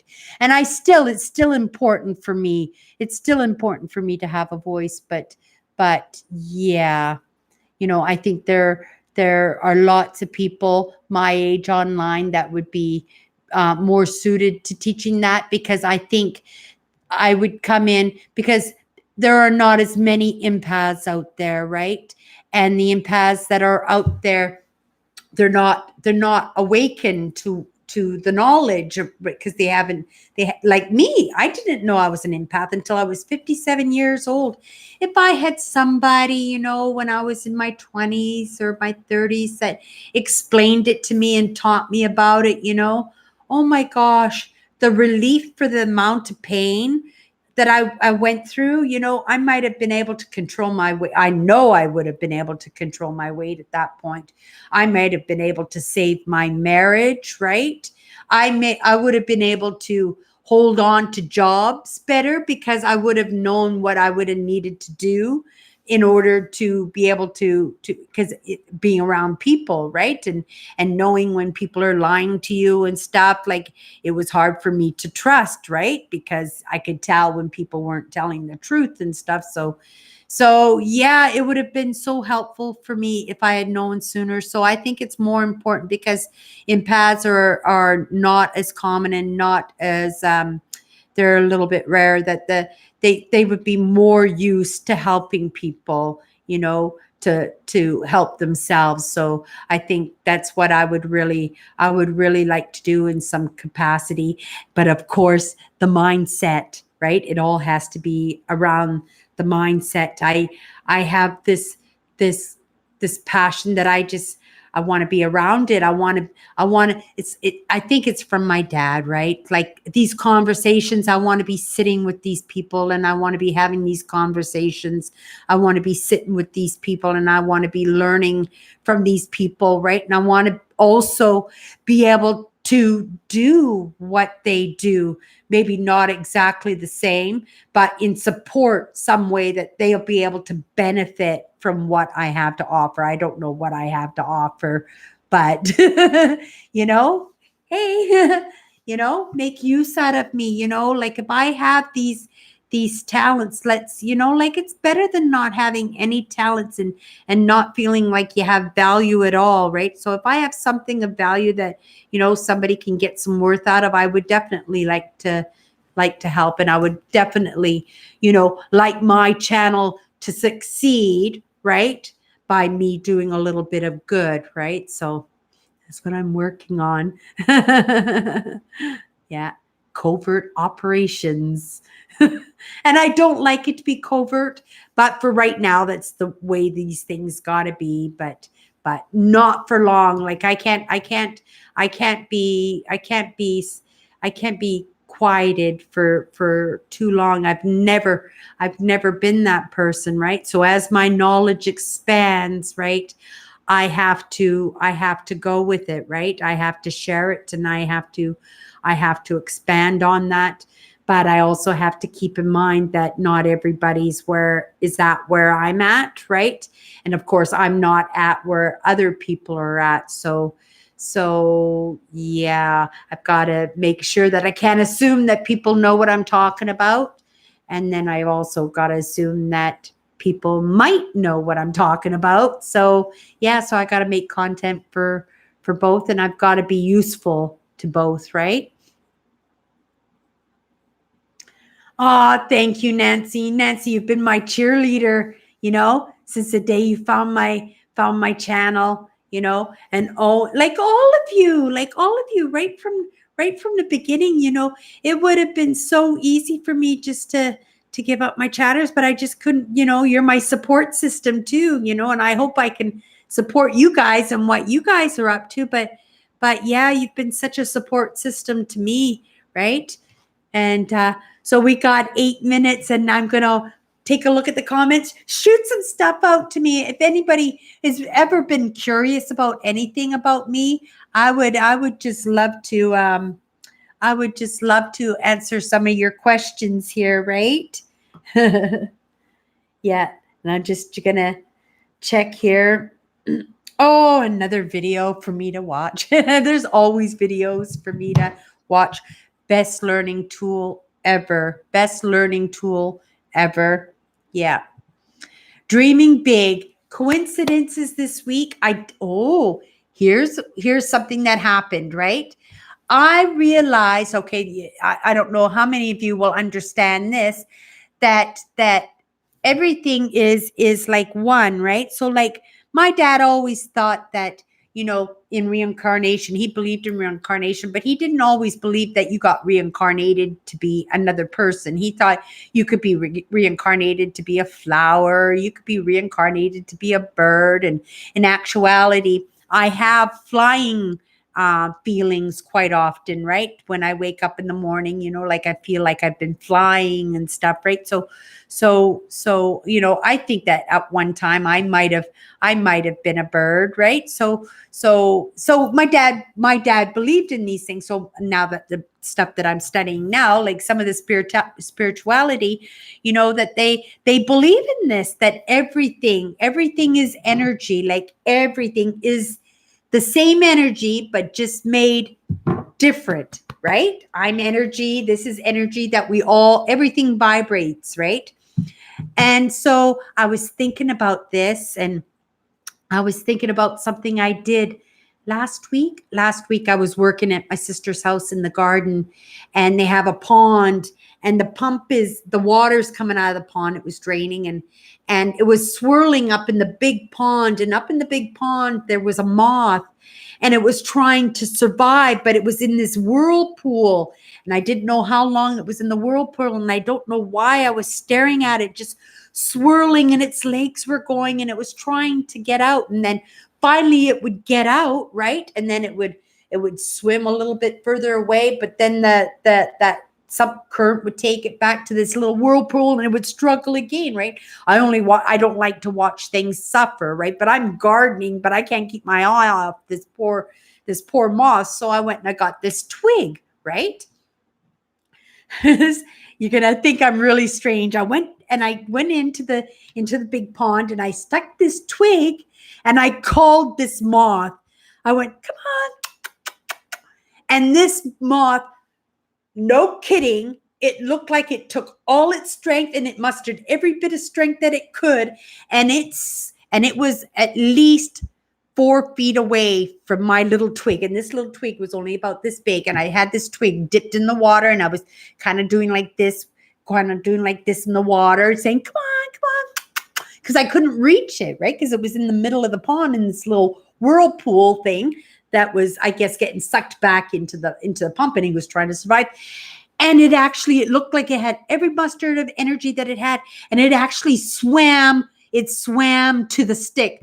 I am not lying. I swear to God, I am not lying. It swam 4 feet away directly to my little twig, crawled to the twig, but it didn't actually kind of think, and I kind of swished it, and it went under the water, like a good inch under the water, and then I kind of was like trying to, I panicked, like I was killing the poor moth that was looking to be rescued. Like it looked like it was wanting to be rescued, and I was like scooping it out like it was a spoon trying to catch this. And then finally I got it, this little moth, and I went like this, and I brought it over to a rock, and I put it underneath the rock, and it was kind of like a little cave under the rock, right? And it just stood there, and I just kind of blew on it, right?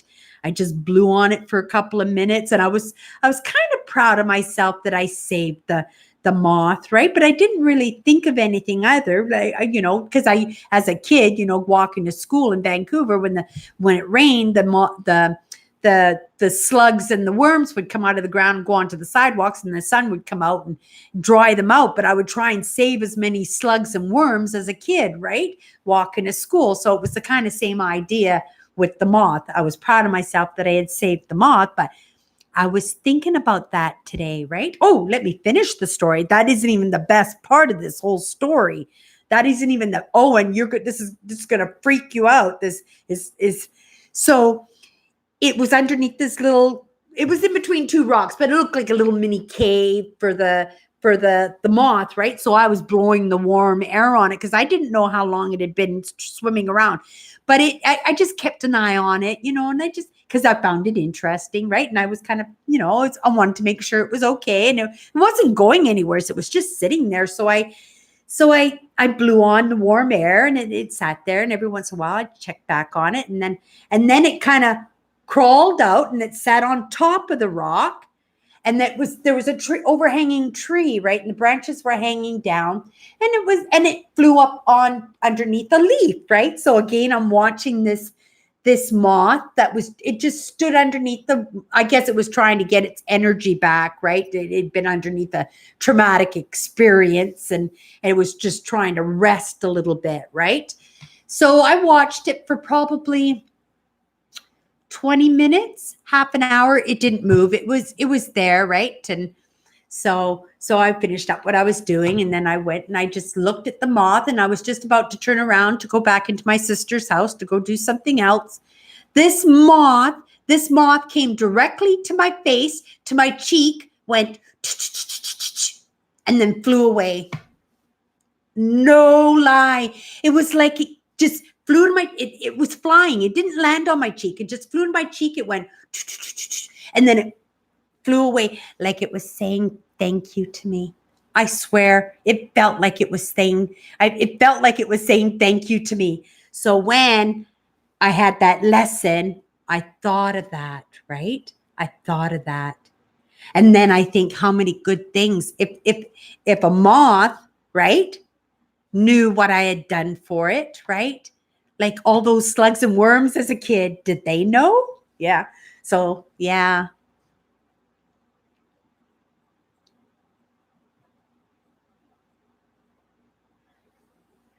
Isn't that something? And that's true. That's 100% true. That was magic. That was last week when I was working in her garden. And I meant to tell that story on my Instagram story, but I thought maybe people might really think I was a kook if I told that, because it really, really felt like that moth was saying thank you to me, the way it just it didn't stop flying. It flew. I was standing there. I was just ready to turn around, right? It had been sitting underneath that leaf for a half an hour. And then, I looked at it, and then it just flew directly to my cheek, and then just, it flew away. It just flew away. It was like it was saying thank you.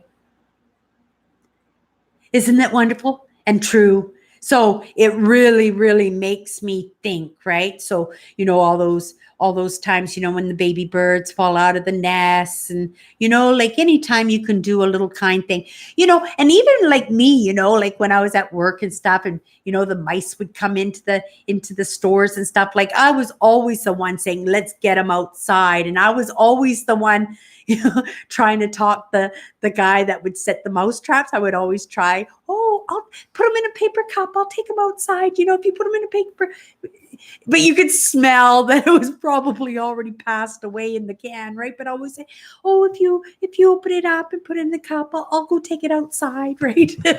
Yeah. And then in my last job, there was a mouse that was actually in the lunchroom, and everybody was trying to kill it, but they knew that I loved the mouse because the Christmas tree was up and it was living underneath the Christmas tree, right?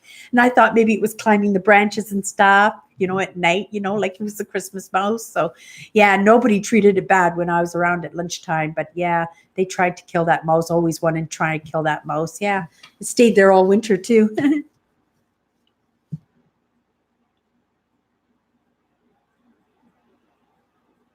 Aw. You're making me miss my channel, you guys. I feel so sad. Yeah, I feel so sad. Yeah. And I can't feel sad. I'm supposed to be happy. Yeah. And not fake happy either. Like I want to be really happy, because happy is where the good stuff is going to happen. I am so done. I am so done with yeah, people thinking that they can put me in my place like that, right? Yeah. Yeah. I choose, who's going to treat me like that. Yeah. Yeah. And that's how I try to do my videos all the time, Owen. Don't worry, when Sharon gets here, we're going to be doing some exploring, and we'll get those up there. I need this time to learn to reach my goals. I've got a lot of work to do, and like I said, like I've got to really concentrate on what I'm doing now, and when I do go back to the exploring like that, right, it has to be beneficial to the fact that it'll have to include the mindset, right? It can't be, I've gotta try to live in the present, right? And my abandons are very much the past, right? So yeah, so we got to make sure that the mindset's got to be in there in the explorers. I haven't figured it out yet. I don't know how it's going to play out. I'm just waiting to get some good advice on that, and yeah, I will do exactly, or the intuition, right? Like but I haven't had any intuition this week at all, I don't think. Yeah. Yeah. Sometimes I get these ideas or hints on where to go next, but yeah, I think I'm tired, right? There's been a lot of learning and a lot of stress. I'm trying to make my sisters happy at the same time, right? And then and again, I'm just trying to be happy, right? And that's why I came onto my channel tonight to do the live, because I wanted that. Boy, it's getting late. We're 4 minutes overdue. I've got a pork roast in the oven that's probably just drier than dry. Yeah, I'm going to have some meat, and I'm going to get on the road and do a little bike ride for an hour. I still got my Instagram post there. So if you want to, go follow me over there if you like, because now I think the content is starting to get a little bit more the same again. So yeah, if you want to follow me over there, it's almost the same content and some of my articles and stuff that I'm writing. I'm just starting the writing, right? So, and I'm trying to do my writing with the heart, right? Because no matter what I do, I want to go for the heart. It's the heart's important. The feelings are important. Love's important. So yeah, it's important to me, right? So yeah, so everybody have a great night. I am going to enjoy my roast. I'm going to go off and have my bike ride, and we'll see you next Sunday. Have a great night, everybody. Take care.